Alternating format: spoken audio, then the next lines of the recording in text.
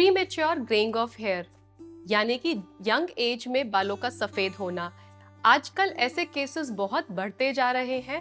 क्या कभी आपने सोचा है कि ऐसे क्या रीजंस हैं जो ये केसेस बढ़ रहे हैं? Hi, I am doctor Sanchika Gupta, MD dermatologist, the skin house Faridabad. आज इस वीडियो में हम बात करेंगे प्रीमेच्योर ग्रेइंग ऑफ हेयर के बारे में एंड जानेंगे कि क्या इन ग्रे बालों को वापस से ब्लैक में रिवर्स किया जा सकता है।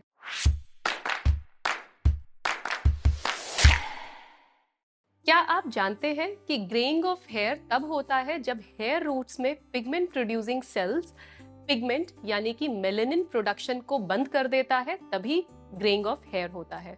प्रीमेच्योर ग्रेइंग ऑफ हेयर यानी कि केनिटिस तब कहा जाता है जब आपको यंग एज में ग्रेइंग ऑफ हेयर हो रहा है।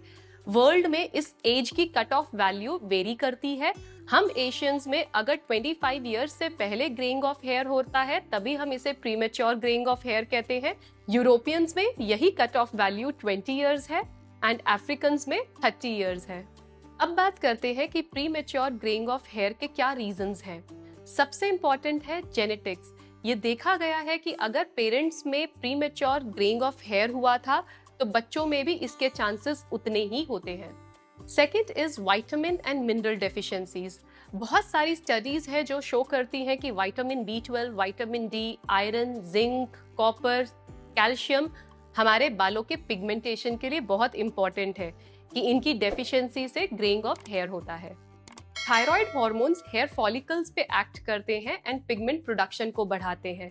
इसीलिए हाइपोथायरॉयडिज्म यानी कि जब थायराइड हार्मोन्स कम हो जाते हैं तो भी प्रीमेच्योर ग्रेइंग ऑफ हेयर का चांस बढ़ जाता है। कुछ स्टडीज हैं जो शो करती हैं कि स्मोकिंग से भी प्रीमेच्योर ग्रेइंग का रिस्क बढ़ता है। जो लोग स्मोक करते हैं उनमें ऑक्सीडेटिव स्ट्रेस ज्यादा रहता है यानी कि फ्री रेडिकल्स ज्यादा होते हैं जिसका पिगमेंट प्रोड्यूसिंग सेल्स पे नेगेटिव इम्पैक्ट होता है एंड इसी रीजन से प्रीमेच्योर ग्रेइंग ऑफ हेयर का रिस्क बढ़ जाता है। कुछ और भी रीजंस हैं जिसमें ऑक्सीडेटिव स्ट्रेस बढ़ जाता है, जैसे कि exposure to UV radiations, emotional stress, alcohol consumption या फिर क्रॉनिक बीमारी हो तो ऐसे केसेस में भी प्रीमेच्योर ग्रेइंग का रिस्क ज्यादा होता है। कुछ मेडिसिन जैसे कि कैंसर की मेडिसिन या एंटी मलेरियल्स भी आपके प्रीमेच्योर ग्रेइंग ऑफ हेयर के रिस्क को बढ़ाते हैं। अब हम बात करेंगे कि क्या हम अपने ग्रे बालों को वापस से ब्लैक में रिवर्स कर सकते हैं। इसके लिए हमें समझना होगा कि प्रीमेच्योर ग्रेइंग का रूट कॉज क्या है। अगर कॉज जेनेटिक है तो आप कुछ नहीं कर सकते, आप अपने कलर को नहीं बदल सकते। अगर आपका प्रीमेच्योर ग्रेइंग हाइपोथायरॉयडिज्म की वजह से है तो जैसे ही हार्मोन थेरेपी दी जाती है आपका रिकलरेशन वापस देखने को मिलता है। अगर ग्रेइंग ऑफ हेयर स्ट्रेस या स्मोकिंग की वजह से है तो ऐसे कोई एविडेंस नहीं है जिससे ये पता चले कि स्मोकिंग को स्टॉप करने से या फिर स्ट्रेस को रिड्यूस करने से वापस पिगमेंटेशन आने लगे। प्रीमेच्योर ग्रेइंग ऑफ हेयर के प्रॉपर मैनेजमेंट के लिए, इसका राइट कॉज ढूंढने के लिए एंड इसको अकॉर्डिंगली ट्रीट करने के लिए आप अपने डर्मेटोलॉजिस्ट से जरूर सलाह लें। कुछ ऐसे मेडिकल ऑप्शंस हैं जो हमें प्रीमेच्योर ग्रेइंग ऑफ हेयर में हेल्प करते हैं, जैसे कि para amino benzoic acid, calcium pantothenate, prostaglandin analogue जैसे कि latanoprost, alpha melanocyte stimulating hormone biomimetic peptide जैसे कि ग्रेवर्स सॉल्यूशन या मेलिटेन।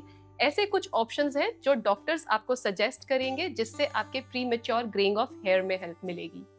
अब हम ग्रे हेयर से रिलेटेड कुछ कॉमनली आस्क्ड क्वेश्चंस का आंसर करेंगे। क्या ग्रे हेयर को प्लक करना चाहिए?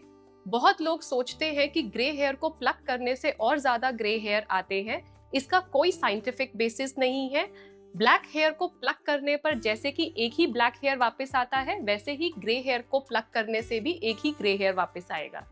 Now second frequently asked question, क्या हेयर डाई के इस्तेमाल से आपका ग्रेइंग ऑफ हेयर बढ़ जाता है? यह एक मिथ है। ऐसा कोई एविडेंस नहीं है कि हेयर डाई करने से आपका ग्रेइंग ऑफ हेयर बढ़ता है। आई होप इस वीडियो से आपको भी आपके क्वेश्चन का आंसर मिला होगा। ऐसी और एजुकेशनल वीडियोस को देखने के लिए आप हमारे चैनल के साथ जुड़े रहिए।